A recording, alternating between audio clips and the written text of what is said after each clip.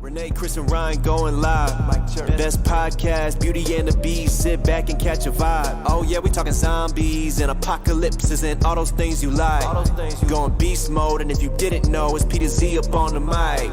Whoa, hey, TWD family, grab the snacks about the pantry. Subscribe and like if you can, please, or those walkers eat you like some candy. Hey, okay.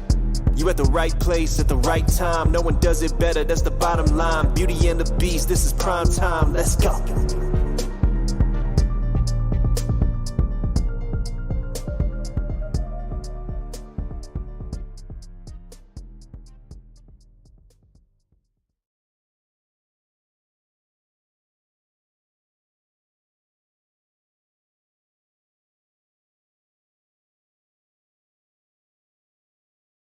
Well, We're most live. trends are. Hi. Get in on the tail end of our conversation. Well, the music ended. I was like, we're not talking about anything crazy, so fuck it. Just let it run. Yeah, it's all good. No big deal. What's up, guys? Not much. Living the dream. Yeah. No, No, not at all. More like a nightmare, right? not at all. I'm kind of living the dream. It's like I'm seeing the temperature here. It was so nice. Yeah, it's like still about 80 degrees here today. So get my salute for the event. Absolutely. Your obligatory salute. Yep. Yeah. Yep. Sorry. Yep.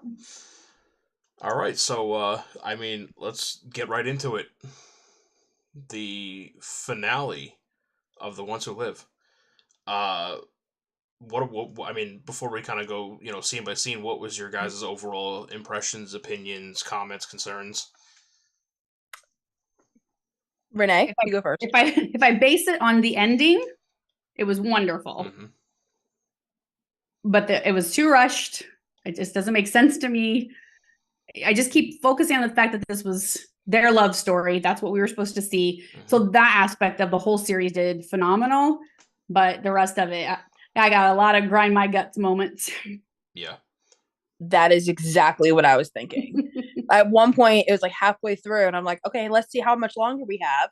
Yeah. I was like, oh, we're halfway through, and then it was like all of it happened in like 20 minutes. Yeah. And then the big thing happened, and I was like, oh, okay. I'm like, let's see the aftermath. Oh, it's the end. We're done. Like, oh, okay. Yeah. But the ending was perfect.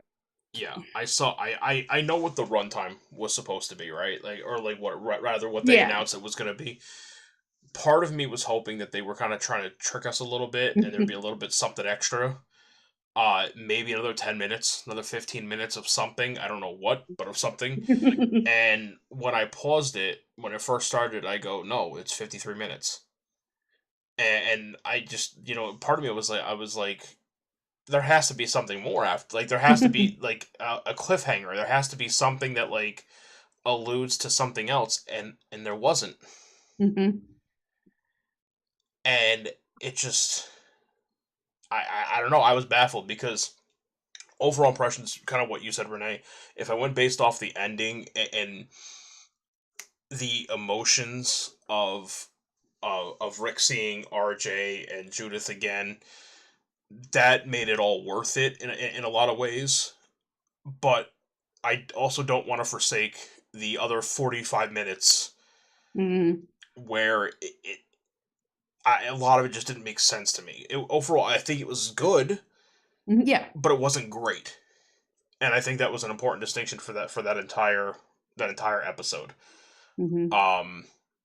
Yeah, I don't know. I definitely think it needed like an extra half hour. Yeah.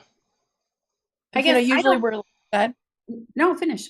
No, I was like, usually, we're like, oh, it's like 20 minutes too long. It's 20 minutes too short. Easily. And I guess I don't know why we had to. I understand that they wanted to wrap up Rick and Michonne's story. They wanted, because we don't know whether they're just teasing us that we won't see them again, or, there's all this chatter out there. So it's hard to tell. And it's The Walking Dead. You never know what they're going to do because they get a new idea and, hey, let's do it, so it's difficult to know the future, but just looking at what they did, even Scott Gimple, he used the phrase "final reckoning" is what this was trying, so I thought that was a good way to, without saying this is the end, that was what he was saying, was this is that they wanted to make this conclude for Rick and Michonne with their children. And again, like I said, we may see them in something or not, I don't know, but it's like, why did you have to wrap up the CRM? You know what I mean? Yeah. You built this up over how many different series?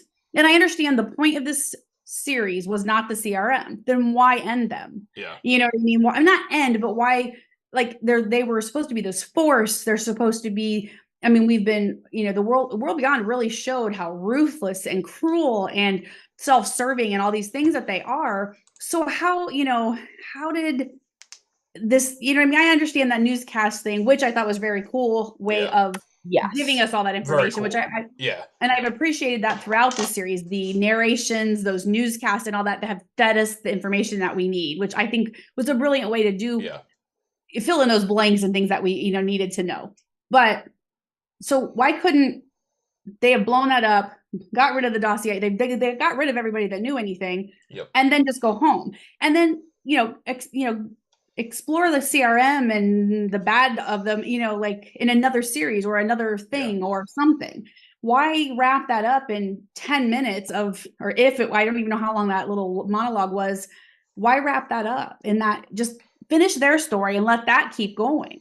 Yeah. And I mean, as a villain force, you know what I mean? Not because they could continue to explore it, but you got to have something in there to make a story on. Like, it can't be everybody's happy and good. I mean, that's who's going to watch that.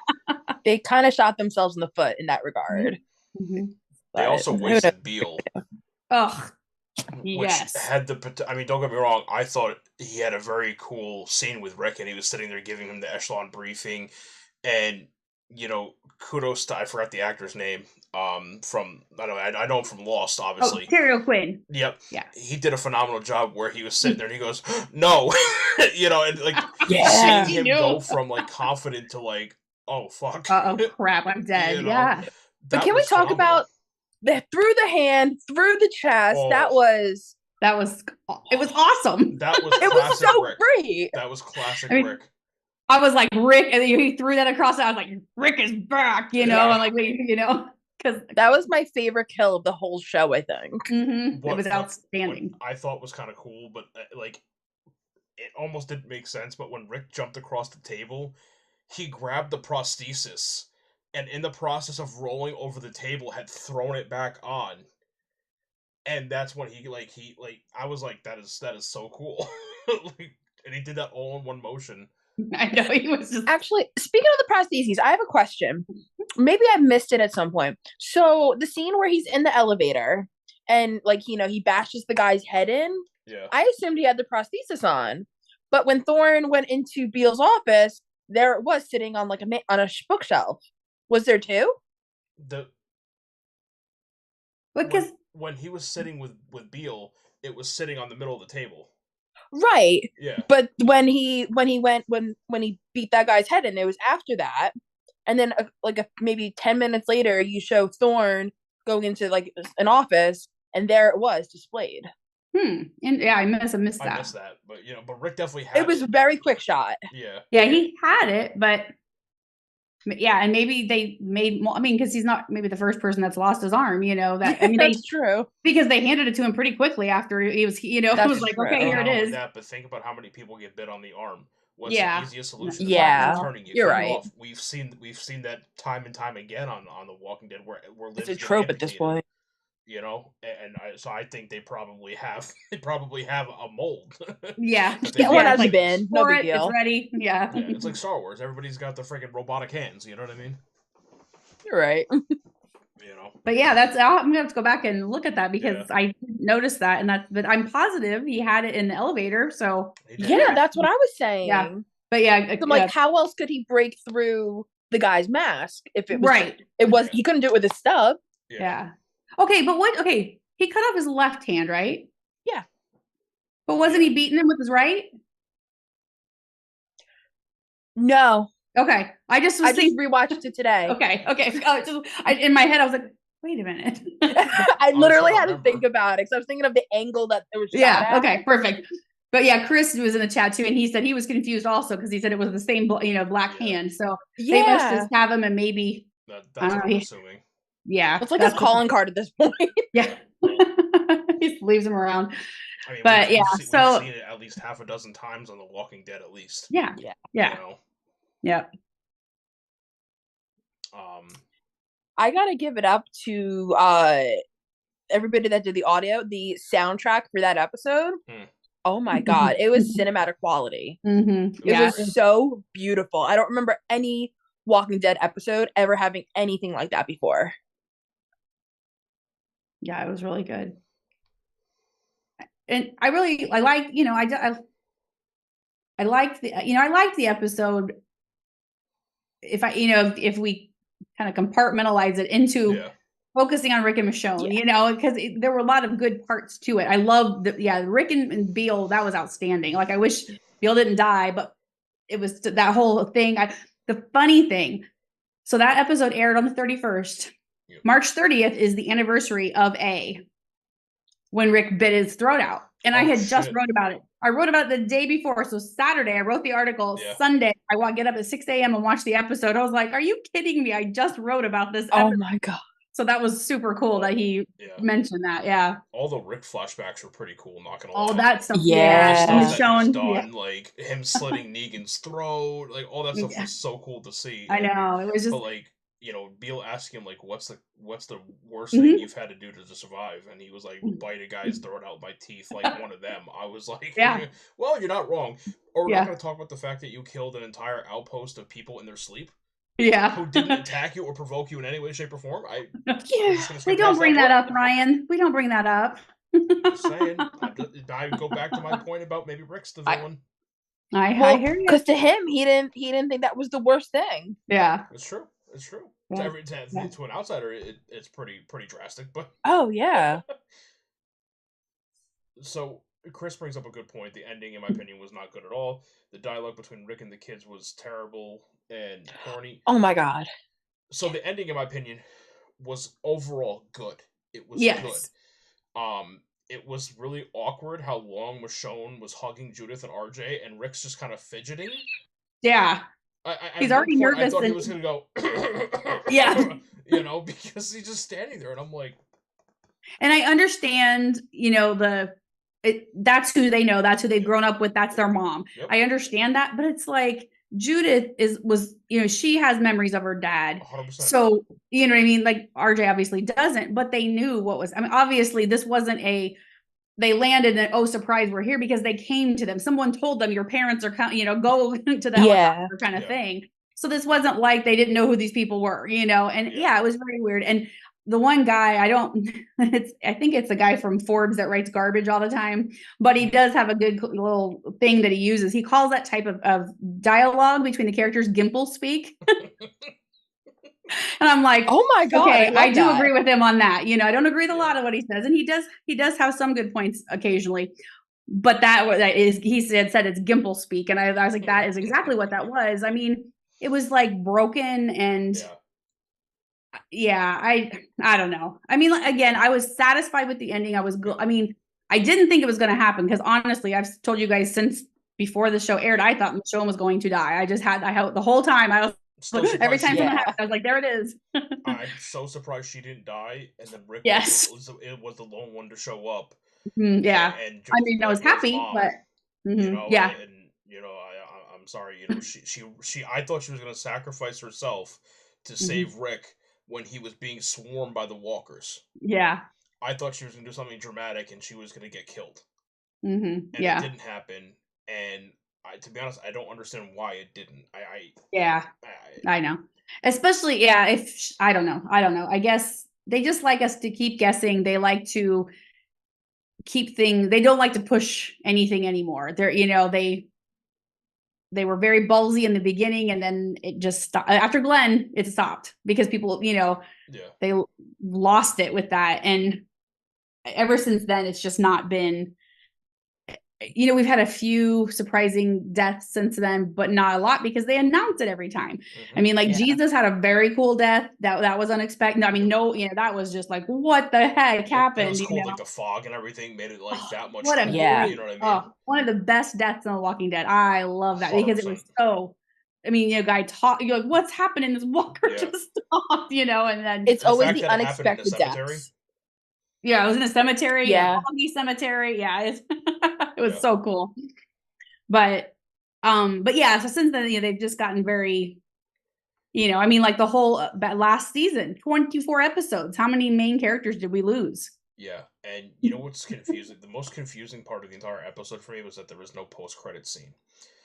And I've said this since like week 1 or 2 that if they were not going to have a season 2 of the Ones Who Live, which I don't think they are, I think that the Yeah. way that they ended it, I think is how they ended it. But here's what's crazy to me is they've already confirmed seasons 2 and 3 of Daryl Dixon. They've confirmed that I believe this month Dead City starts filming season 2. Mhm. So you have these 2 spin-offs that you are holding on to for dear life for whatever reason. And I get it because Jeffrey Dean Morgan and Lauren Cohen have a huge dedicated following. I get that Norman Reedus has a huge dedicated following, but your flagship, your flagman, is Andrew Lincoln, is Rick. He's the one who started The Walking Dead. You brought him out of retirement for a 6-episode series that lasted a month and a half. Why? Well, it could partly be maybe Andrew Lincoln just is done. I mean, Maybe, you know, I maybe. mean, But he last time I he said have that outright, didn't he? Like he came out and said like I'm done. You know, I'm taking a hiatus. Blah blah blah. Whatever. well, he said that he was done when when his kids were little. That's why he Yeah. first left, Yeah, I because get his that. kid. And you can get that because he's in Georgia most of the year, and his Yep. family, you know, the kids have school, they can't just leave, you know. Yep. So it was because of that. But then he joked when they announced that, you know, these, you know, things were coming to the series. Or I forget when it was when he said it. He joked. He said, "I shouldn't." Then he goes, "By the time I got home and they didn't want to hang out with me anymore." You know, he's like, I made a big mistake," kind of joking. Yeah. But you know what I mean? Like, so, but you know, it could just be he had signed on for 3 movies. And you know, everybody keeps complaining because they didn't do the 3 movies. Well, there's a lot of reasons for that, because AMC would have lost control of it, and I think it would have been garbage, you know. So I suppose it could have been garbage or phenomenal, I don't know, but I would bank on garbage. But so they kept it in-house because they wanted to keep that control, and they had all this change in their, you know, their, I don't even remember who all the different ones were, but in AMC, the higher ups, there was a bunch of changeover, and they decided that when they came on, they're like, no, we're not going to do this way. But, you know, we don't know if, I mean, you know, Andrew Lincoln keeps going on. Oh yeah, haha, we could be, oh, this could happen, you know, but, you know, we don't know, you know, maybe he's already just said, hey guys, this is it for me. I'm done. So, you know, maybe that's why. Yeah, I don't know, because I don't know if you said that, but Daryl Dixon has been renewed for a 3rd season. Did you say that? Okay, I didn't hear. I didn't know what you said. I missed what like if you said seasons 2 and 3 or what you said, so I was making sure. But you know, Daryl and Carol, I think their series is going to be popular because everyone's so excited to have Carol back. They want to see a Daryl Carol reunion, and I kind of like. Did you guys see the teaser, the sneak peek they showed? I just saw it today. Yeah. Yeah. So I kind of wonder if at the beginning of the series will be that way, where we see kind of them in parallel journeys, where we're watching Carol do some things and Daryl doing almost the same thing, and you know, and then something, you know, however it's going to work. But yeah, you know, it's just one of those things where I think it'll be a little different than what people are expecting, because they want, everyone assumes Carol's going to France, and I don't think that. I think if anything, Daryl would come back somehow more than her go there. That's again my opinion. I'm rarely right, but it's fun to speculate.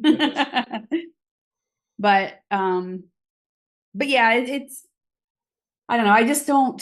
I don't understand the whole way that they tied up the CRM that way with, you know, because especially when they did, you know, then Beale says this is a worldwide thing, you know, so that kind of gives us, oh yeah, so, you know, France there's something there with that or whatever. And so, you know, why tie that all up in this neat little package? And oh, it's all good and nice, and they're gonna let people in and out, and they're gonna do all these things now and help people and whatever. And I don't know. I don't know. It's just not, you can't carry on what are you gonna do with that? Yeah. They're this huge entity. No one's attacking them. No one's taking them over. So what are you gonna do? I mean, you gotta have some. I could personally see them doing is you find out that there's like this underground in the CRM of people who supported Beale and what they were doing, and once Beale and them got exposed, they weren't exposed, so then now they're like this underground revolution who are trying to take back control of the CRM. That would be cool to see. Yeah, it would be very cool. But again, we have no indication of that. Yeah, which is weird. Yeah. But, and Gimple has said all along that, people have said, well, what about so-and-so needs a spinoff and so-and-so and so-and-so? Everybody, of course, everyone's their favorite in a spinoff, Yeah. And, but Gimple has said that there's several things on the back burner, and, we had someone who shared something with us that they had been talking about. A while ago. Yeah, it's been a while ago, but they, they shared with us, one of the actors shared something that was in the works, and who knows, so Gimple, what he said was they're going to concentrate on these three, see how they do, and then move on from there. Well, they've all been wildly successful. So what you going to do next? Let's, I know Daryl's coming again, 2 more seasons. Dead City's got a season, but is that going to be it then? Or are we going to see some more, Tales of the Walking Dead, but like good Tales of the Walking? I mean, I liked it. I loved the series. Don't get me wrong, but I wanted to see some more backstory on some of our characters. Didn't they say that they were going to do a different style of Tales? So they called it more. No, they announced it. It was officially announced. Yep. More Tales of the Walking Dead. That's it. We've never heard another word about it. And it really didn't explain. It just is more just means second season, right? But I'm telling you, if you give us Tales of the Walking Dead with that Gabriel and Jada's story, what a phenomenal story that would have been. God. Can you imagine a whole episode of those two and what they talked about and what they did and what they whatever?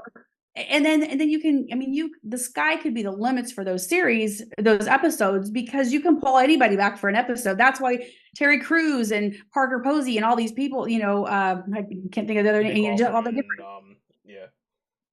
just all the people who did these one-off episodes, because they couldn't commit to The Walking Dead because you never know how long that was going to go, but they could commit to an episode. I'm just kidding. It's fucking Last of Us. Jesus Christ, I'm not tired. Oh, I didn't even hear what you said. You know what it was? I was just watching Parks and Rec before we filmed this episode, so he's on my brain. He's on your brain. That's The Last of Us. What the fuck am I talking about? I thought you said his name, but I didn't want to be like, wait a minute. No, you should have, because I literally was just watching. I've started my 18th binge of Parks and Rec, and I just watched an episode all about him and Rob Lowe. And so, I had him on my brain. I'm like, that's not right. That wasn't an episode. That's not the right guy. I was going to ask you what season you're on, but now I know you're at least past season 3 or past season 2. I'm on 4 or 5. 4. Oh, okay. Wow, you're deep into it. Yeah. I have a major grind your guts moment.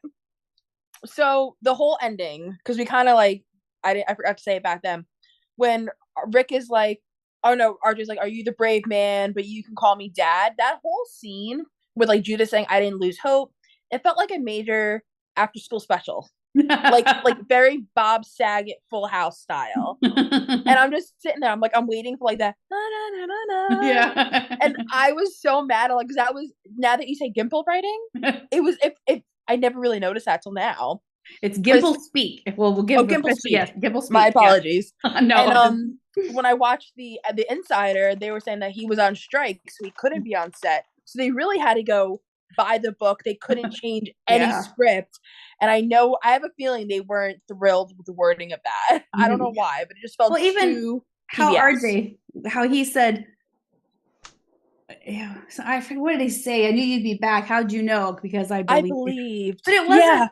Yeah, it's just I don't know. It just frustrates me, because it's you have these actors who we know they can do this phenomenal. Give them some leeway and let them do it, And RJ never got much screen time. The poor kid, he just kind of, because he was little and stuff like that. But look at him, he's huge now. Let him talk. Let the kid, say something. I think now this is just obviously a theory. Mm-hmm. I think maybe they were considering rewriting or adding more substance to it before the strike. Mm-hmm. But then the whole thing was, once the strike happened, every movie you couldn't ad-lib, you couldn't do anything. Mm-hmm. And I know a lot of people were worried about Deadpool 3 with that.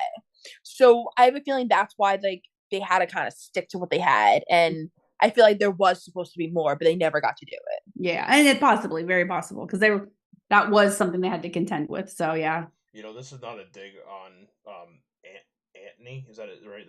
Is that his name? That it's Anthony. Yeah, Anthony. Yeah. Mm-hmm. So it's not a dig on him, because I think that for a child actor, I think he actually does really well. Yeah. But the stuff between him and Rick seemed very awkward.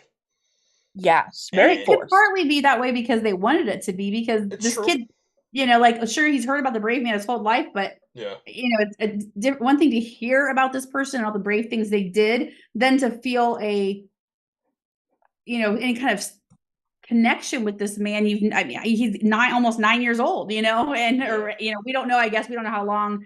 That was the other thing. They should have told us this many years later when they met the kids. Like, how long did it take you to take down the CRM? 6 months? 3 years? You know, anyway. Because they wrapped it up in 5 minutes. Yeah. Yeah, I was so thrown off. It made it seem like it was a single day. Exactly. Yeah. Like, where's that wiki page when we need it? They exposed corruption within the CRM. The civic authority took over the CRM. Like, they opened up all the cities. I'm like, this shit had to have been like a year. Like, Yeah. Michonne didn't come home for like how long? You know what I mean? Like, that was weird.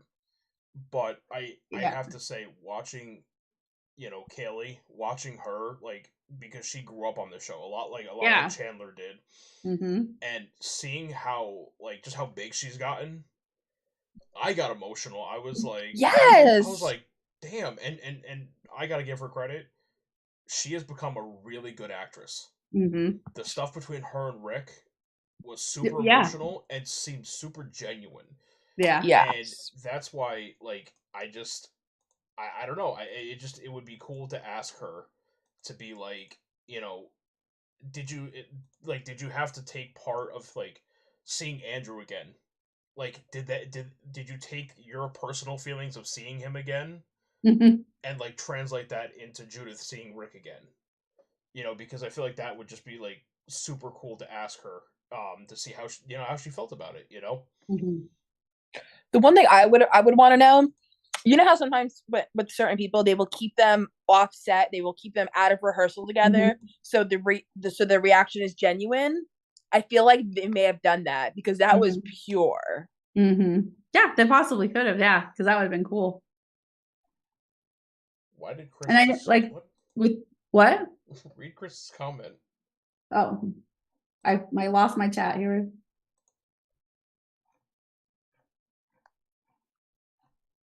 I don't have YouTube up, so I can't look. He just said Terry Crews at camp.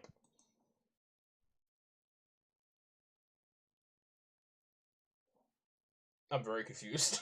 Yeah, I don't know why. Maybe just saying that we should get him there, I guess. Although I will say that the camp, speaking of the camp, did just make their 6 p.m. announcement. Yes, they did. I was going to... Michael James Shaw will be returning to the camp 2024. Woo! Very happy. Very happy for that. I'm confused, Chris.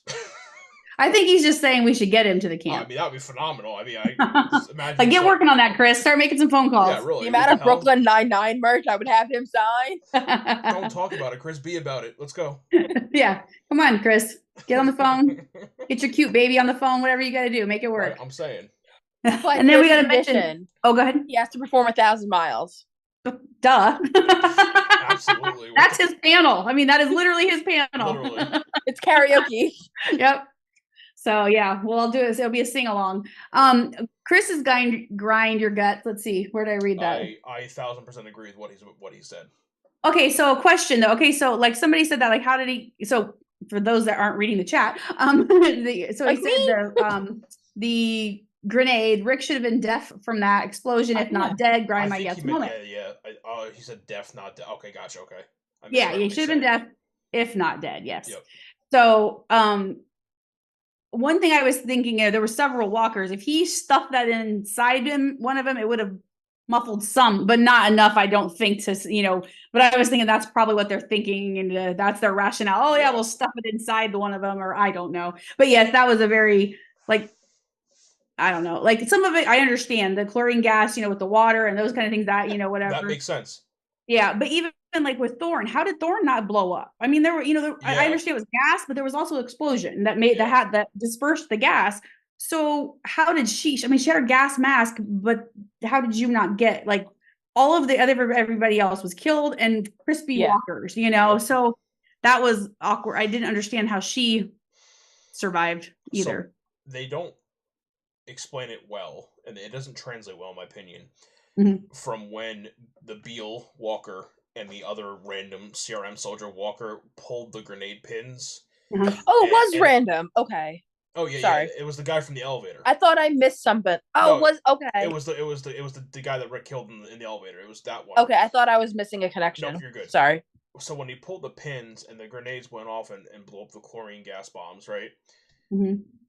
That had to have been the fastest transition from death to Walker I think we have ever seen in The Walking Dead.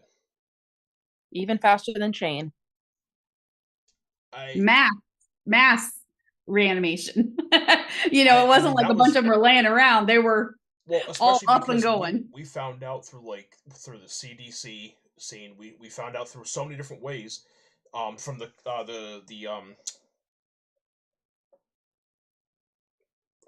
Woodbury, we found out from all the stuff they did that these reanimations happen not randomly, like there's like biological like factors or whatever. But if I was to reanimate and then you were to reanimate Renee and you, Meg, like I could be 2 minutes. Renee could be 16 minutes. You could be 5 hours, Meg. There's no definitive thing. So for the fact that it happened so quickly, and to Renee's point, the fact that it happened on a mass scale, all of them converted that fast. Was it 3,000 of them? I believe 3,000 soldiers were close to. Yeah, which is insane. Well, don't they say that like the more evil or angry you are, you turn faster? That's why like Shane turned so fast, but like Amy was like 12 hours. I don't remember. I've never heard that. I mean, not that. Yeah, that's nothing confirmed. Yeah. I just remember reading that somewhere. Yeah, I mean, it's a good theory. It's better than anything else we got. We'll go with it. But yeah, so I just noticed that. I was like, it almost pissed me off because I'm like, maybe the chlorine gas does something to them. Maybe it's part of the process. I don't know. Because I mean, you know what? I would almost be willing to buy that because in the scene with Michonne and Nat and all of them, and when they got the chlorine bombs dropped on them, a lot of the people turned very quickly, did they not? Now you're making me think. Yeah, I guess I'm... Because, like, you're talking about it when Michonne... You said when Michonne and them? Michonne and Nat. Yeah, so they were all out... They were kind of out on the edge of it, and then, the rest of the group, so I guess I don't know that for sure, but maybe, because, like... It makes sense. They were kind of on the... Michonne saw heard the helicopters, and she's, run, But and so not everybody from the group escaped the chlorine bomb. Some they were behind, right? Yeah, they were right in it more than what the rest of them were. So yeah, maybe I guess. Yeah, because we know the chlorine bombs, but we don't know the other ingredients. Right, exactly. So it's something that can, yeah. So I'm thinking we're onto something. If not, we're making it up as we go. We do that well. Kang on the phone right now. Hello. We need some details. Come on, Angela, let's go. Or just call Scott Gimple. Yeah, come on, Gimple, get over here. Just jump on the call with us here. Right, let's go. The people want to know. Yeah. And by people, we mean us. Right, literally. I mean, do we want to dissect every scene? I don't know that's necessarily important. I mean, we can, but... No, I gotta say, I'm so glad I'm having this conversation with you guys because I've watched it twice and I was so confused with how long it took for them to take it down. Thank God you guys said like a year because I was like, that's just. I don't know. I'm like, I'm confused. I'm thinking, realistically speaking, that's what it would have to be. And how many soldiers there? I mean, there are like, I want to say 50 to 80,000. I mean, it's a lot of soldiers. The CRM. It's not like it's 10,000 people. It's tens of thousands of people to how do you, I mean, I understand that people will follow leaders. I get that. They obviously did. They followed Beal. But like, how did you get them all to be like, oh, okay. I mean, I understand they didn't know. There were only the select few that understood everything and knew what was going on. And they but everybody else, in the broadcast. Yeah, right.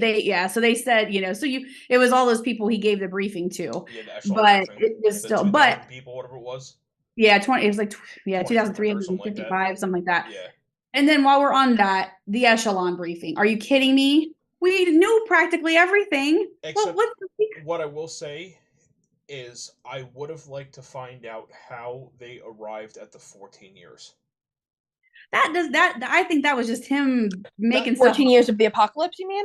No, 14 years left of people on Earth being able to survive and outlast. Yeah, that was weird. Okay. I think it was just they whatever their theory, they're like, oh, we have the reason, because the reason that they got rid of Omaha on the campus colony and intended on getting rid of Portland and World Beyond was because of the resource. They're the strain of resources. They're never going to be self-sustaining. So I guess that's kind of his rationale. Is like, okay, we have this many people, we have this many resources, we can only produce things so quickly, and that maybe is where they got the thing.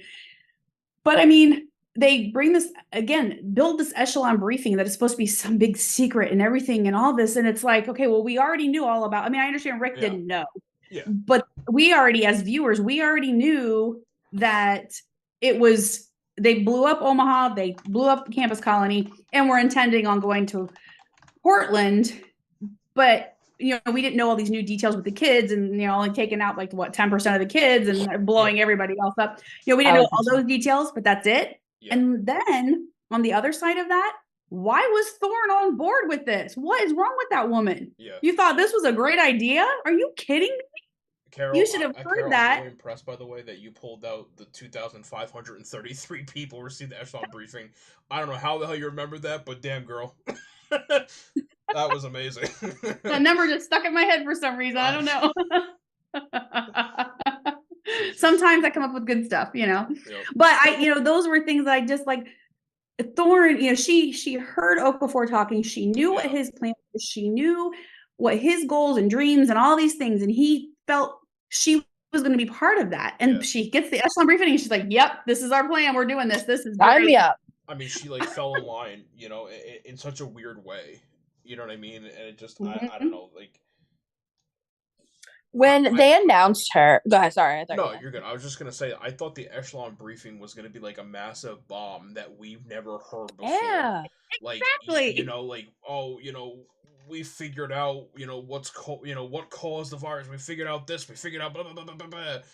And it was shit we already know. And Grant, like you said, it was stuff that Rick didn't know. So it fell very much in line with, him finding out about, Omaha and, all that shit. That makes sense because it's stuff that we know for outside reasons. Right. And he doesn't know. So I get that. But I thought it was going to be, a massive bombshell. And it wasn't. Yeah, in the chat, that's what they're saying too. They're like, me too, And that's the thing, because didn't, correct me if I'm wrong, and I am wrong a lot, but when all that news stuff was happening, all the propaganda telling them what's happening in Omaha and the campus colony, didn't Thorne come to Rick and say they're doing this? I mean, she didn't believe. Yes, I thought when she came to Rick's room, she said something about, I don't know the words she used, but I took it as this is being done by the CRM. This is not being, this isn't just a random attack. They would have heard the horde coming. They would have this, they would have that. I'm positive she said all that. So they're strategically doing it or something like that. Yeah. So there you go. That I think it was on those lines. Yeah. So, then, but now she was fine. I mean, I know at the end of her, because she was almost dead and she's got chlorine gas all inside her. She's like, oh, Okafor was right or whatever. But up until that point, she is still trying to talk them into not, being on the side of the CRM. And so I just thought that was very odd because, I don't know. Yeah. Yeah. The more I talk about it, the more I'm like, oh my gosh, about that. Literally. Before we started talking, I was like, oh, it was rushed, but I really enjoyed it. Now that we're talking about it, I was like, I'm really mad. So I wrote an article. I always rank my, I did this for Dead City. I did this for Daryl Dixon. I ranked the episodes. So I had them in order that I thought I was going to write about them. I started typing things about each episode, and this and that. But I I was having a lot of trouble getting this episode where I wanted it to be. And I was struggling with writing, and I'm like, okay, finally, you know what I did? I looked back at it and I thought, you know what? I put the season finale episode in that spot because I think that's what people want me to do. I moved it to the end, number 6 as and guess what? The article wrote itself then. Yeah. Once I put that where it needed to be. Yeah. Wow. So I said, I put it as number 6. And I said, like I said, opening, base it on the ending. It was a great episode, but the rest of it, I just am not on board. All right. So can you tell us what your ranking is? Or are you going to tell us for more information? Oh, well, you can read it. I mean, I'm all about, I'm not about self-promotion. I never self-promote very well. Anyway, I'll tell you, I got to find the article. Here you go. Then I want to hear Ryan's too. Yes. Okay. So I did 6 as number 6. The finale as number 6. Episode 3 is my 5th. So that's by, that was Thorn and all that. It was kind of the middle episode before we got to the one Denai wrote. And then my 4th episode is Rick's episode, the first episode. My number 3 is episode 4 that Denai wrote. My number 2 is episode 2 because I freaking love Michonne's episode. I thought that was outstanding. And then I put my favorite episode, the number 1 episode for me was episode 5. So that was my ranking. Yeah, I know this is going to sound boring, but I wholeheartedly agree with Renee. I truly do. All right, let me just see. So 5 was 1. What was your number 2? Michonne, the number 2. Yep. Okay, I'm a little different. Number 1 was 5. Mm-hmm. That was my favorite by far. Absolutely. Number 2nd place is episode 4. Mm-hmm. 3rd place is episode 1. 4th is kind of tied for 2 and 3. Mm-hmm. And then the finale's last. Episode 5 was so great. I mean, I do agree with Carol. It just, top to bottom, and it sucks because I thought we were gonna, before I watched the episode, I thought we were gonna do this episode, and I was gonna say this is my favorite episode, and it was great, and it wasn't. Yeah, I know. I wanted it to be. I really wanted it to be. Like I said, when I was writing the article and I had them in the order I thought people wanted me to put it in, I'm like, forget it. I'm doing it the way I want to do it. I put it there. I didn't even have to think about the rest of the article. You know what? You might get more traffic pissing people off than anything. Yeah. Probably. I think the reason, now please correct me if I'm wrong, I think the reason all of us agreed that 5 was the best, it just hit different. Mm-hmm. Because they were really newly reunited.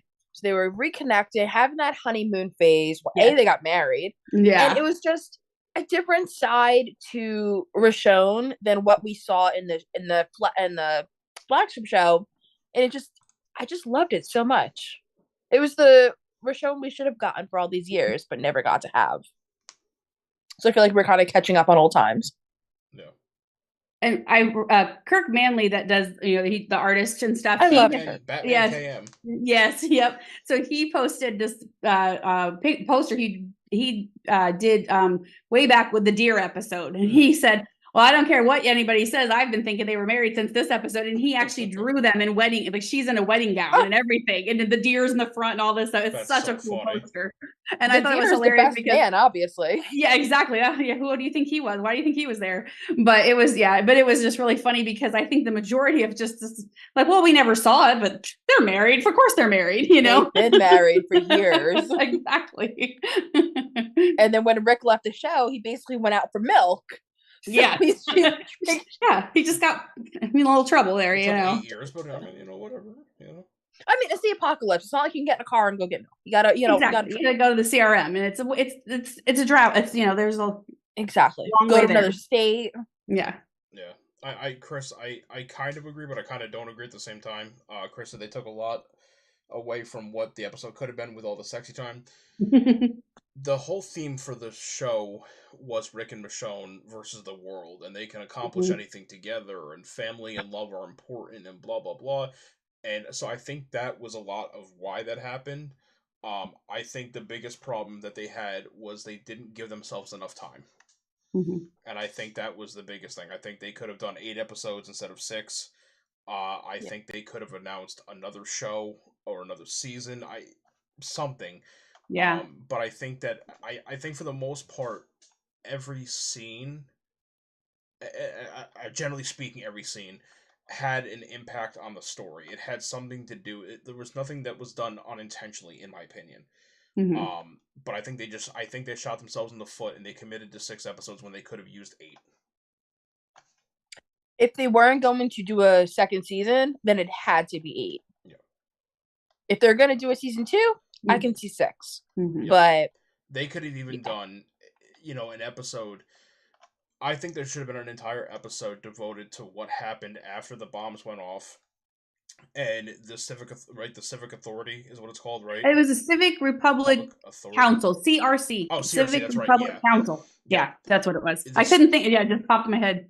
Have the CRC have an episode where it'll say like 1 month after, 1 month after the bombs. And it would show Rick and Michonne working with the CRC, helping them to, uproot the have Rick and Michonne investigating, General John Smith, who was involved in it, and working with them. And then 2 months after, then 3 months after, then 4 months after, and so on and so forth until the conclusion. Yeah. But the fact that, again, they made it very confusing, as they usually do with timelines, as to how long that took. And then all of a sudden, it pans over to Rick and Michonne hopping off of a helicopter, and they're wearing like basic civilian clothes, and they got duffel bags, like hung at home, And it just when you do certain things wrong with an episode like that, in my opinion, it takes away from the overall effectiveness of the episode. And I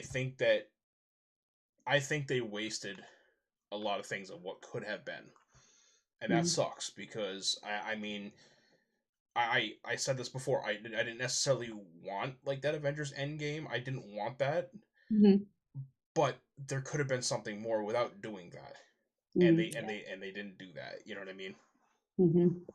Yeah, there. It's and I know we can always pick it apart for and do whatever but there's. I guess we just have to remember, and I have to remind myself this, like when I, concentrating on it and thinking about these episodes, that like you said, this was Rick and Michonne series, and they've even said the whole time at its heart, it's a love story, and so that's what they were concentrating on. But I still think it could have been done a lot differently, like you said, with the additional episodes, or with the, another season or whatever it is.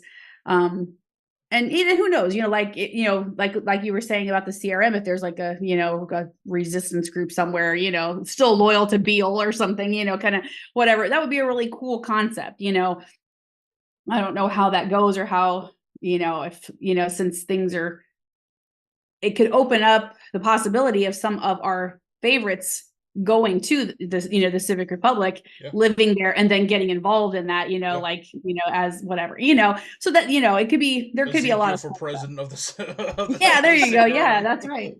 Yeah. Or the Civic, whatever the hell. Do they own that helicopter now? Well, yeah, I think it's their car.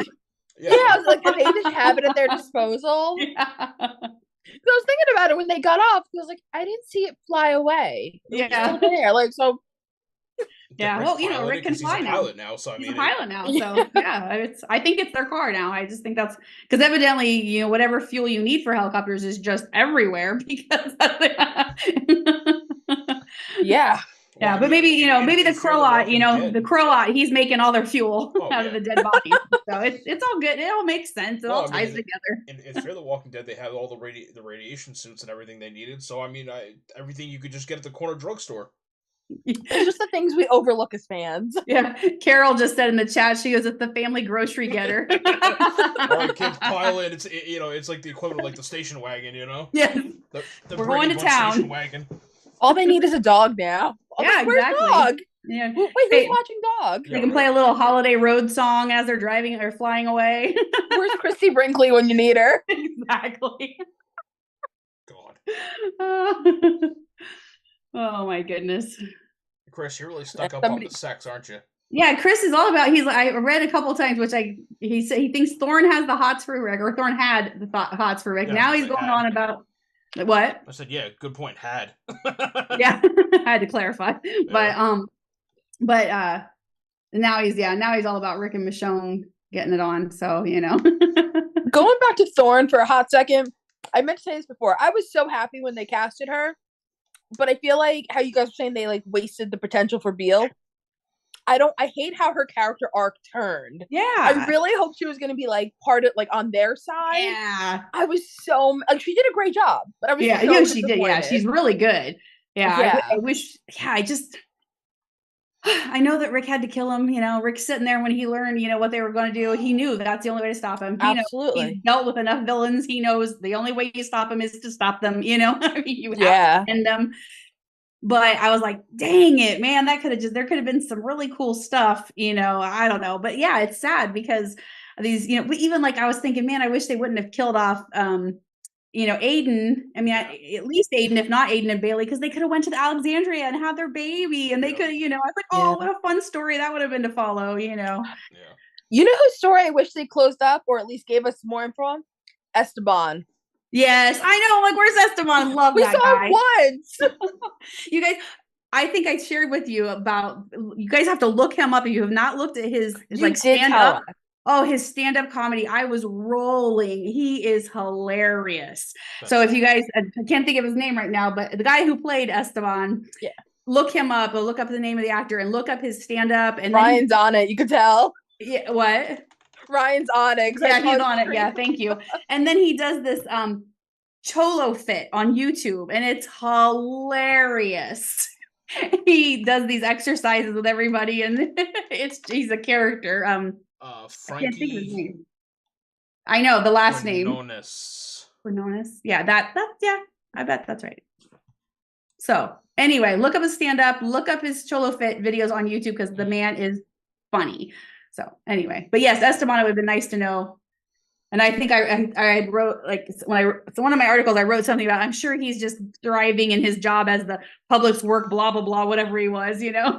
You know who he kind of reminded me of in, I forgot the character's name, but in Ant-Man, his best friend. Oh,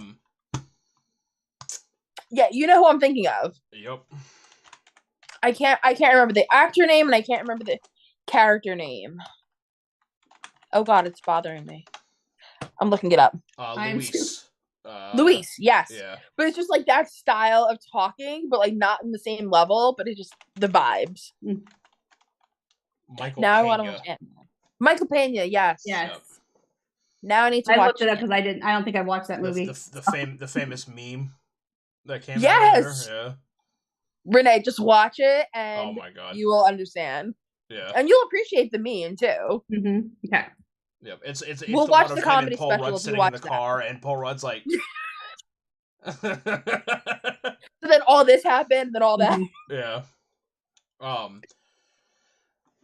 So where in your guys' opinion, where as a whole did this show rank amongst the other Walking Dead shows for you? It depends. Are we including Fear in this, or are we Absolutely. all seven? All seven. Yep. Oh my God, there's 7 already. Well, because there's 6 spinoffs in the original. That's true. It just feels like I know there's a lot, but it doesn't feel like when you hear the number. Yeah. I did this also as an article. I did Walking Dead as number 1 because it's Obviously. Walking Dead. That's what started it. You have to. Daryl's 2, and I put this one as 3. Okay. That was but then I think then it was Dead City. I can't remember the rest. I'll have to look it up. Yep, mine is Walking Dead, Dead City, and then The Ones Who Live. Dead City just because I'm a huge Negan fan. Oh yeah. It's a great series. It's so good. Now I love Fear, but Walking Dead. Oh guys, I'm so sorry. Meg's video just cut out suddenly. I don't know what happened. Wait. Oh, what happened? What happened? Technical difficulties. So let's see. Walking Dead, Dead City, The Ones Who Live. I was saying, even though I love Fear, I couldn't put it in the top 3. Yeah. If they kept Madison on the whole time, I would have put it in the top 3. I will give honorable mention though, to Tales. Yeah. Just because it was such a unique, cool idea. Absolutely. That it had nothing to do with The Walking Dead, but it had everything to do with The Walking Dead. Like, it was like, it was its own beast. But it was like, I don't know, it made me hopeful that we, like, especially when they announced more Tales of the Walking Dead, I was like, what else could they do? Because they could do backstories on, like, it doesn't even have to be the apocalypse. Like, it could be before, it could be like, right. We could see what they, before the outbreak, what happened to them, what they, and I've always said this, and I'm going to repeat it again. If Tales of the Walking Dead was called Tales of the Apocalypse and didn't have The Walking Dead in it, people would have loved it. They absolutely would have loved it, and because I think because when they first announced it, they did give the impression we were going to see a lot more familiar faces. Yes. So they did, the only thing I could think of is because the main series hadn't ended yet. So there were certain stories they couldn't do much with, trying things. I don't know.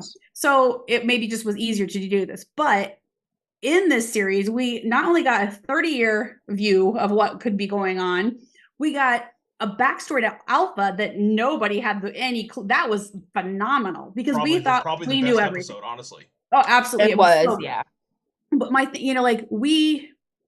we didn't know it. You know what I mean? We thought, oh yeah, we know everything about Alpha. We know how she became, how she did. No, we didn't. Yep. We didn't know anything. She got 2 episodes really about her backstory. If you think about it, she got the one in Tales, and she got one in the main show. Yeah, because there was a lot of flashbacks with Lydia and all that. So yeah, what character gets 2 episodes? Like right, that? And but even with that in The Walking Dead, we thought we got all the backstory. Right, there's a whole bunch more. There's so much more complexity to her story that we didn't even know. Yeah. So you know what? Yeah. Go ahead. No, go ahead. That's fine. I was just agreeing. Tales kind of reminded me of, remember the old school webisodes? Yeah. It reminded me of that. And I miss that they did the webisodes. I miss them so much. Yeah. Because I was scrolling through TikTok today and I saw somebody was talking about like, oh, how did Rick survive being in a coma? And they talked about like who was helping him, and then it showed us back to that particular webisode where Don't Dead Open Survive gets written, and it just made me want to rewatch all of them all over again. And Tales is a really great extended version of it. Yeah, absolutely. Now I want to rank all the spinoffs. Not now, but like it's getting me thinking. Yeah, so I was looking at my list. So I did The Walking Dead, Daryl Dixon. These are 1 to 7. Okay. Daryl Dixon, The Ones Who Live, Dead City, Tales, World Beyond, and then Fear. And the reason I put Fear at the end is because it's shit. Well, the first 3 to 4 seasons were even pretty darn good. I like was it 6? I always forget if it was 6. Whatever John Dory was in there. I love that little bit of that little western. It kind of felt like a western or something. I don't know. So I did enjoy that. That was 6, I believe. That's what I thought. It was 6. Yeah, and but other than that, I didn't have and I was never a Madison fan. Not that I didn't dislike her. It just wasn't. She wasn't ever my favorite. Yeah. I mean, I always liked Alicia and Nick. That's who I liked. And I just thought they were so cool and just so fun. They just made them so, just really interesting characters. And again, not that Madison wasn't. Just didn't jive with me. I don't know. Yeah. Well, you know what? The same can be said for me because with The Walking Dead, you guys know I was never a Rick fan. Yeah. Yeah. Okay. But The Ones Who Live made me a Rick fan. They still know. I mean, I'm still Team Shane. Yeah. But I appreciate him a lot more now. Yeah. So I totally get what you're saying with Madison. Yeah. So, and again, I hate to do that because the caliber of actors that they had, the talent they had to work with in Fear, they obviously wasted their potential. Look at Coleman Domingo. The man is unstoppable. Yeah. He has every single thing that he has done lately is just solid gold. You know what I mean? It's just because he's so good. Yep. And I know that Kim Dickens is a wonderful actress. I've seen her in many other things, and I've loved her character in other things. Mo Collins. Yeah, exactly. Mo Collins is brilliant. You know, she's so good. And I mean, even Lenny James. Lenny James is a very underrated actor. If you read about him, and he has a series called Save Me, that the man, I believe, wrote, directed, and starred in. Wow. And his series. And it has 3, I know it has 2 seasons, and I think he was working on a 3rd, and I'm not sure if it ever came out. But he is a phenomenal actor, you know, and it just, they wasted all these people, even Frank Delane, you know, I understand, I don't know why I guess I never paid attention why he left, or if that was his choice or their choice, but you know, he did a great job as Nick, but it was, you know, Fear the Walk, you know, and of course, he was there before the most recent showrunners too. So that could be part of why he was able to. I think he left on his terms, I think. Yeah, I think so too. Yeah, I think it was, you know, but yeah. So anyway. I know I can be difficult when talking about Fear the Walking Dead, and I don't give it shit because I don't like it. And when I say it shit, I mean that in the sense that never have we had a show in the universe of The Walking Dead that has a all-around cast with such a large filmography background, such a wide range of acting capabilities, and their talents were wasted. Absolutely. That's what bothers me. Because when you look at, like you said, Lenny James, you know, even when you involve Austin Amelio, when you have Mo Collins and Coleman Domingo and even Garrett Dillahunt and Jenna Elfman, I mean, their filmographies are insane and go back a long time. Yeah. They are people who've been through it, and they know what works and what doesn't work. That's like Ray McKinnon, who's Proctor John. They didn't, you know, like he's a phenomenal actor, 100%. You know. And they squandered it. And I mean, and this is not to shit on any of the actors from the other shows. No. But you had, you know, all this possibility, and you basically did nothing with it. And that's why I think that The Walking Dead took an important turn, in my opinion. I don't know. I obviously I'm not on the AMC executive board, so I don't know this shit. You're not? But, yeah, right. I wish, but I have to imagine that there was some conversation had, because all of a sudden AMC made a U-turn, and they said, "Shit, we're like, you know, we're supposed to be going northeast, and we're going southwest. Like something's wrong here." And they did it. They did the fucking thing. They involved the actors who were playing the flagship characters, and said, "We want you to write. We want you to direct. We want you to produce. We want you to not only be in it, we want you to be about it." Yeah. And obviously, because they're doing it, they would have done it all along. And so I don't know what the conversations were like before that, but it was very clear that the actors and actresses were not involved before, at least not in the capacity that they should have been. Yeah. And now that they are, The Walking Dead has seen probably the most success it's ever had since like the original couple of seasons of the original show. I'm just happy they got there, and I'm hoping that we continue to get more, because I think it would be phenomenal. I'm off my soapbox. All right, I'm gonna throw you guys a little curveball question here. We talked about Tales and how we talked about how we thought initially we were going to see a lot more established characters. Yeah. If you could pick 2 characters to have a Tales episode about, whether they're in the same episode or separate episodes, who would they be from any Walking Dead show, any of the spinoffs or the regular show? It could be a Tales episode about them, or does it have to be about their backstory? No, it's a Tales episode. So whether we see them pre-apocalypse, whether we see them during a time jump, because we all know they've had plenty of those, which 2 characters would it include? I think my first would be Father Gabriel. I knew you were going to say that. I want to see what's been happening while all the stuff is going on with Rick and Michonne in the CRM and all that stuff, since Father Gabriel is such a like leadership figure within the community of Alexandria, I want to see what's been going on that we're not seeing. I want to see like all these troubles and trials and tribulations that they're dealing with. I want to see what's going on.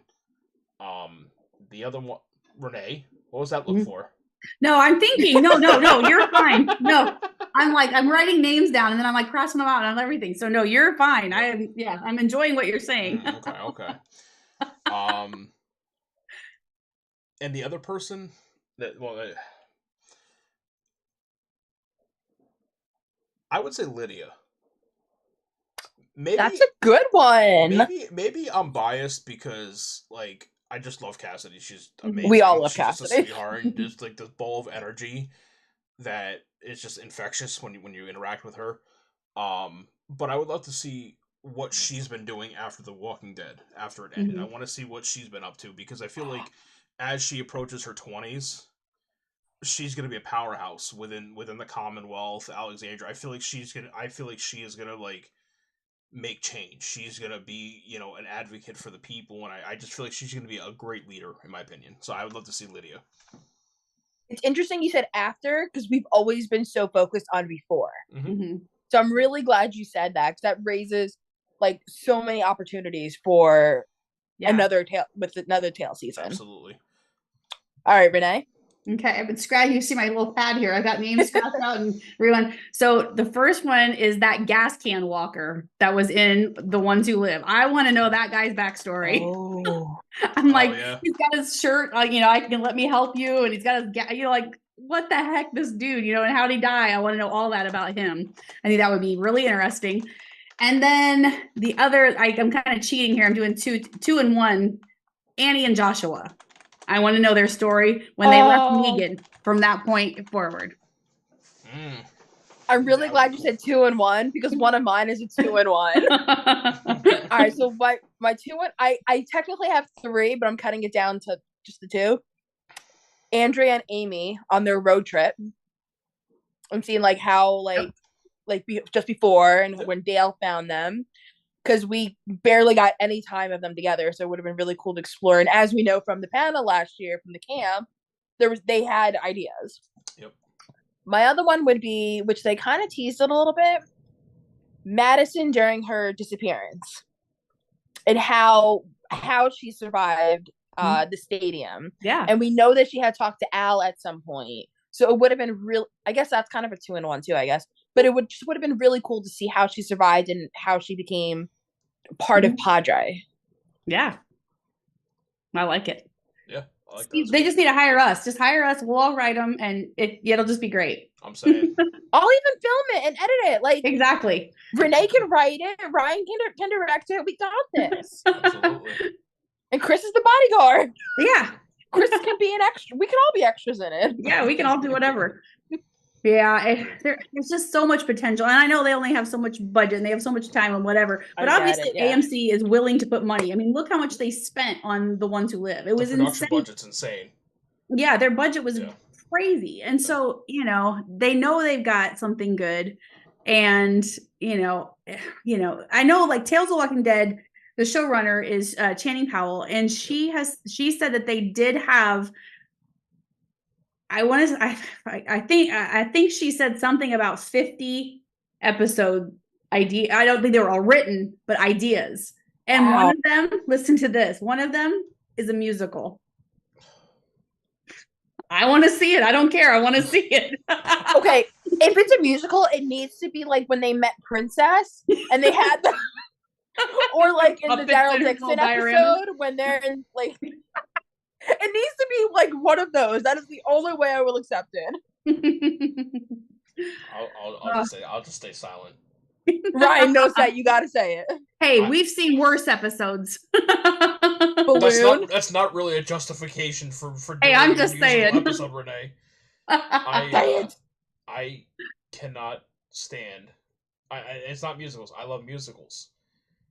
I cannot stand TV shows that are like serious for the most part, and do musical episodes. Like, I get why Grey's Anatomy, Buffy.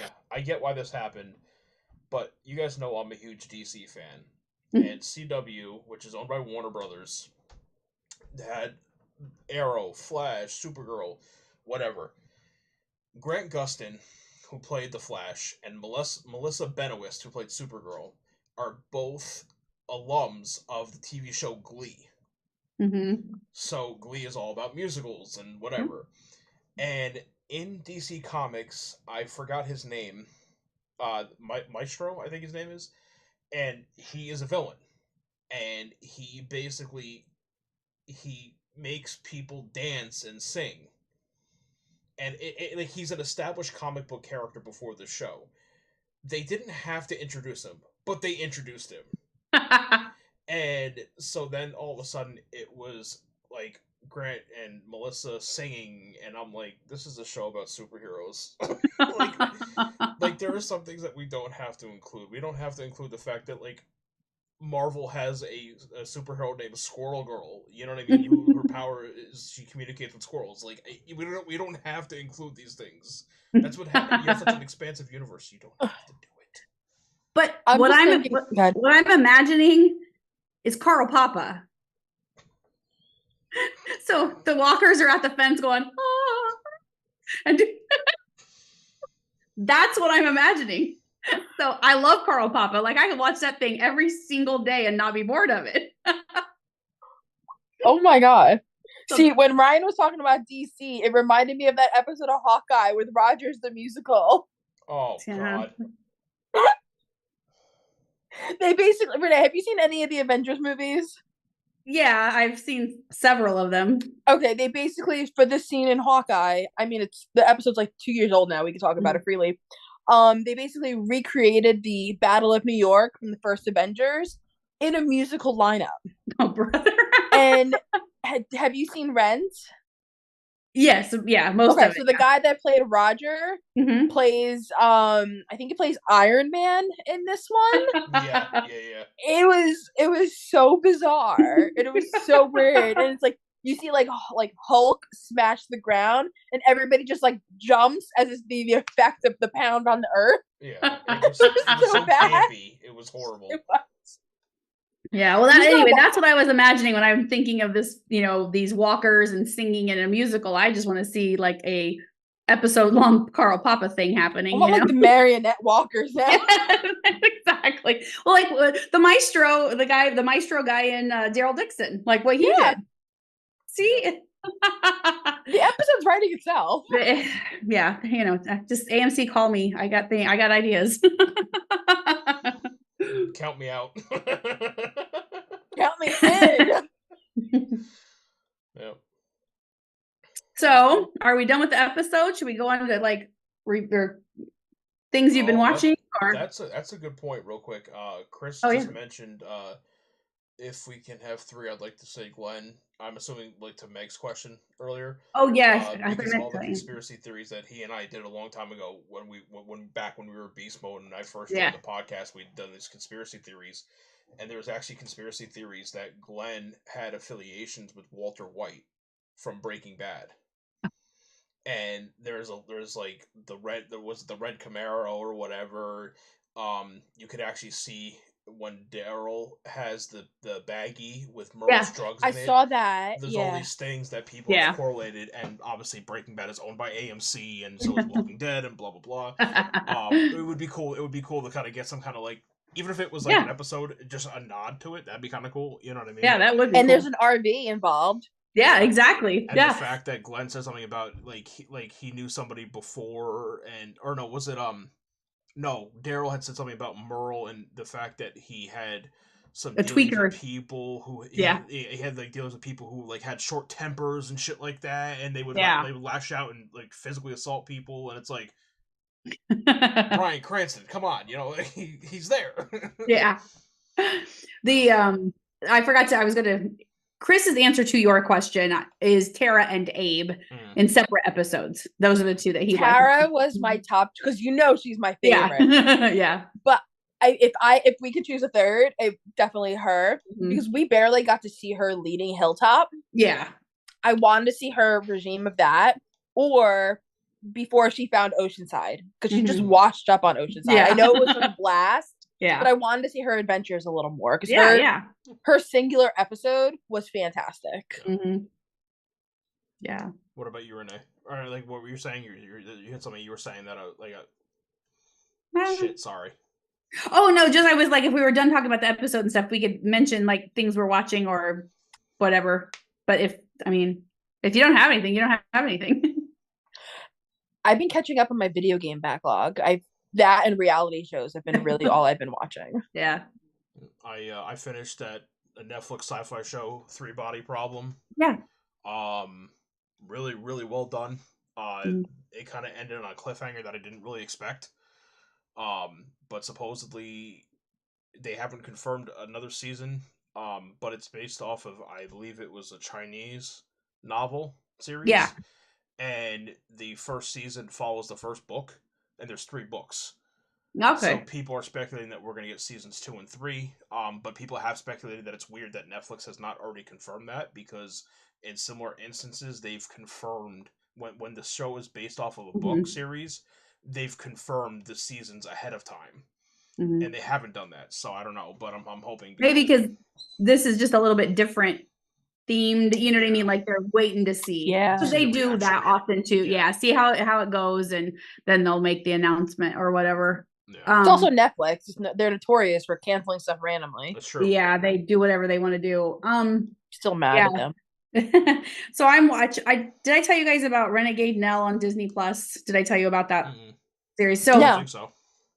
So Frank Delane is in it, and like his character, he plays dual characters, but one of his characters, he could be like a young Jack Sparrow. Just that's what he reminds me of. Really? He's a highwayman. It's set in like the 1700s or something. In this, cool. Did you guys ever watch Dairy Girls? No, people keep telling me to. I think I've watched it through 3 times at least, and it's just hilarious. It's so funny. But this Louise Harland plays Nell, and she gets accused. It's kind of a family movie, like a I don't know, action fantasy kind of thing, which I didn't even know there was a fantasy element into it till like right when I was starting to watch it, and I was like, this is really a neat addition. But Frank Delane's in it, and then I can't think of his name. Oh gosh, what's his name? His last name's Mohammed. He was in Ted Lasso, and he was the one coach that left and all that. But he is in it also, and it's just really a fun thing. She gets framed for murder and then has to go out and be a highwaywoman. So she becomes like the most infamous highwaywoman, and and all this, and just all her adventures, and her sisters go along with her, and all this stuff happens. But it's really, I've only like 2 or 3, I think maybe 3 episodes in, but it's really, really good. I bet, like it's a family kind of, it's not really, it's more geared towards like families and stuff like that. But it's just, I love it. It's just a lot of fun. I'm kind of like dealing with like a bit of a slump right now, because there's so many shows and movies that people are like, you have to see. But you got to be in the mood to watch it, and I'm not. So I'm like, what am I gonna watch? Yeah, go back to comfort shows or go back to reality TV. I need to find something new that's gonna suck me in. Yeah. I don't know. I was trying to think, what else did I? Oh, I know. I was gonna also tell you guys. You were talking about Kaylee Fleming and her acting ability and stuff. So have you seen the new movie she's going to be in called If? I've seen the trailer for it. I'm really excited to see it. So it's a John Krasinski film starring Kaylee with Ryan Reynolds. Oh, yeah. Is that the Imaginary Friend? Yes. Yeah. It's called If. Yeah. But Imaginary Friends is what the If stands for. It looks so cute, and I cannot wait for that to come out because it looks like so much fun. And Steve Carell talks the guy. What? When is it coming out? I know it's in May. Let me look real quick. But I think it's I want to say May 17th for some reason. But yeah, I just think it looks, and I can't wait to see her. Yeah, it's May 17th. Yeah. So I'm really excited to see that one. And I'm excited to see, I enjoyed the last Ghostbusters Afterlife. Yep. I really enjoyed that series. Nope, it was a movie. I got series on the brain. Right. And the new one is out, and Logan Kim is in that, who plays her. Yep. And so I'm excited to see the next one. I was going to go see it last week, and that didn't work out. Hoping something this week. Yeah, but I really want to see it. And I've heard it's really good. I've been hearing so many conflicting views. It's one of those like you either love it or hate it. Yeah. But I think if you're like a good fan, like a dedicated good fan, listen to me, dedicated fan, I think you're gonna love it. Well, the gal that I do the other podcast with, she saw it and she said she liked it better than Afterlife because I've heard nothing but positive things about it. Yeah, because she like because they're back in New York. Yep. And so it's like back to the roots. Okay. She really appreciated that, but she said it was very good. Yeah, she and she liked Afterlife very well, but yes, definitely liked this one better. So I was like, okay, well, I take her word for it because I listened to her about almost everything she says, and it's we usually agree on a lot of things. So not this Friday, but next Friday, I have tickets to go see Civil War. I can't wait for that one. I cannot wait. I was supposed to go the Thursday, but I have to take the dog to the vet that night. So I was like, dang it. So I was like, all right, I'll go Friday. That's awesome. I've been kind of boycotted the theaters because I can't have popcorn right now, and it's really hard to go to the theater without having popcorn. Yeah. So I'm like, all right, what snacks am I going to smuggle? And I got to eat something. But I am so excited for that. That's awesome. It's going to be so good. That looks like a really good movie.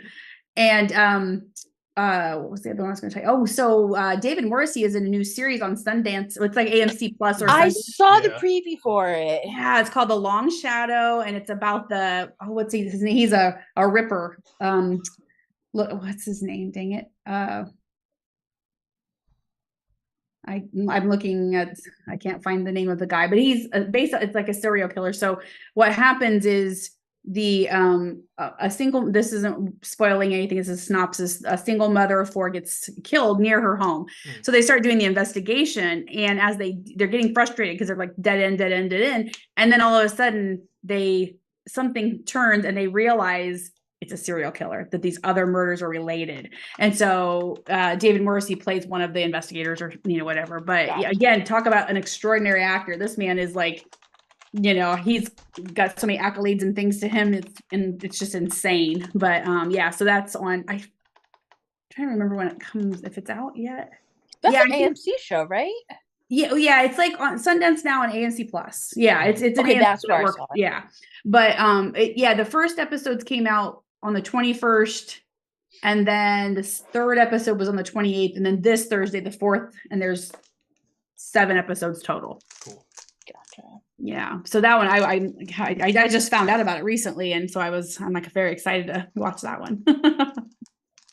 I'll add it to an eventual list. Yeah, exactly. Yeah, I have a very long watch this list. Renee, send it to me. I might get inspiration from that. Yeah, there you go. Yeah, well, sure. And check out my friend Diana's podcast. She is so good, and she'll do like a lot of little quick clips. Yeah, and she'll even do like on so it's called Screens in Focus for anyone interested. And I guest on her podcast frequently and love it so much. She's really good at her podcast. She does a great job. But even on her social media, like she will just post like what to watch this week. It's just a quick little video that you can just look, and she gives you some recommendations of things she's watched and enjoyed. So yeah, you can check that out. But it's Screens in Focus on all her social media. But so those are kind of nice. It's just a little soundbite, quick, nothing too long, and then she just kind of recommends some things. So that might get some inspiration there. I'm definitely gonna check. I'm really glad you said that because sometimes I'll get home from work and it's like, I don't want to do anything. I just want to turn my brain off, but then I can't think of what to watch. So I'm definitely going to check that out, and I'll jot down some titles, and I'll let you know if I choose anything from that. Yeah, I'd like to hear it. I'd be happy to hear about it. So yeah, I guess we can give our nightly the camp events plug. Absolutely. Coming up Memorial Day weekend, lots and lots and lots of amazing guests this year. It's insane. I can't wait for the panels because I was sharing some ideas with Ryan that I'm not sure if I can coordinate strategically with the scheduling and things, but we're very excited to see who we can put together to make them very interesting. Like one person that's there again this year is Tyler Main, and we never did a panel with him, but he plays Michael Myers in the Rob Zombie Halloween. Yes. And so I would love to pick his brain because it's such a controversial couple of movies. And but even Rob Zombie says you need to look at these as 2 standalone movies. These are not, they don't fit in with this. This is his interpretation of Michael Myers. So I really hope that we'll have the time to interview him as well. He was also Sabretooth in X-Men, right? Yeah, he was. Yeah. Yep. That's I don't think I've ever watched that or whatever, but I know Michael Myers because that's my favorite. So For me, my it's picture. comic book, you know? Yeah, exactly. Yeah. Well, it's funny because when he was there a couple years ago, I was like, that's who I'm getting my photo op with. I'm doing that. So I made sure I had time for that. And I did. Josh was with me, and so Tyler Maine is 6'6". I don't know. He's huge. I'm 5'2". Yeah. So you know Meg. Meg's shorter than me. So Meg understands. Yeah. So I stood on a bench and he's still towering over me. I had my Michael Myers mask with me and I called it the unmasking of Michael Myers. That's cool. That's really Can cool. you have to show us that? I will share it. Yes, it That's was. cool. I love the picture. I think my eyes are closed in the stupid picture, but I didn't care. I was like, whatever. It's okay. We could recreate it this year for you. Yeah. Yeah. That's You right. I need to could do it again. Yeah. But we got like if people don't know, you can just go to the camp event or thecampevents.com is their website, buy tickets and do all that. But Josh McDermott's going to be there. Lenny James, Chandler Riggs, Pollyanna McIntosh is going to be there. And it's funny because I was already going to pair her and Seth together before the episode. I already told Ryan that's who I was putting together. We talked and then about we watched the episode. I was like, are you kidding me? That's the only one you had told me about. So Well, it's the only one at that time. I think that was really all I had, like for sure that's happening. So I don't care how I have to reschedule everything, that will happen. Yeah. Layla Robbins, who played Pamela Milton, Seth Gilliam is going to be there. Michael Trenor is going to be there, played Nicholas. Richie Coster, who played Pope, he's going to be there. Michael Trainer. Play Nicholas. Yep. Danae Garcia is going to be there. Yep. O'Collins, Daryl Mitchell, which is Daryl Mitchell. I was just going to say him. Oh yeah. Even the Mahina, I think it's Mahina is how you say her name. Napoleon, who played Ginny in Dead City, is going to be there. And of course, like Teo and and Jordan Woods Robinson gets to come for both days this time. He only got to come on Sunday last year. Yep. And of course, our good buddies Robert Hayes and Ethan McDowell will be there. Who play Reapers. It's just, there's just and they just announced Michael James Shaw. Oh, and Josh Mickle. I don't think he's on this, the list yet. But Josh Mickle that played Jared will be there this year again. So it's been quite a few years since he's been there. So, and if you're an it's OG just of our podcast, exactly. He's very familiar with Josh. Yes. So, it's just a lot of fun and it's going to be amazing. So if you can make it, you just need to. Trust me, I'm trying to find a way. Yeah. Right.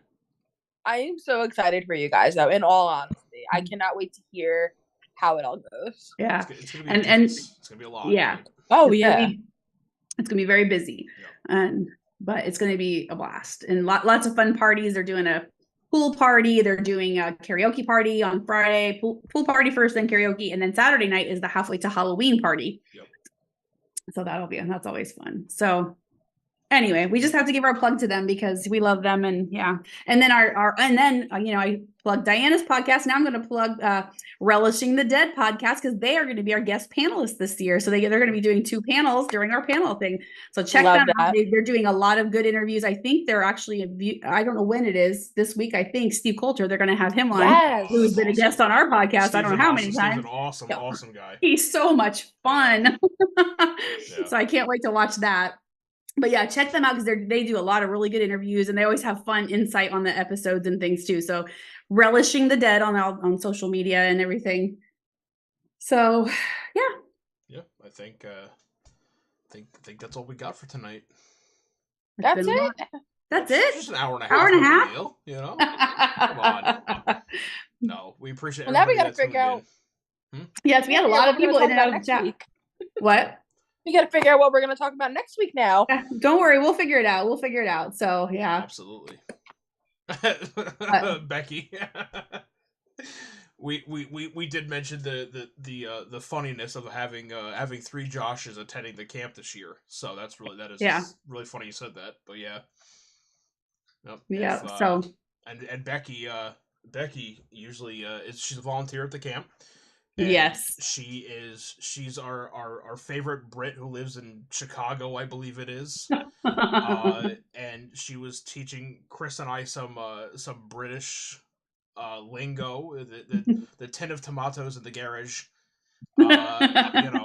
But Becky actually usually volunteers and assists Josh Hamilton at his table and gets him from point A to point B at the camp. So if you go visit Josh Hamilton, you will probably see Becky, I have to imagine. I have to imagine that.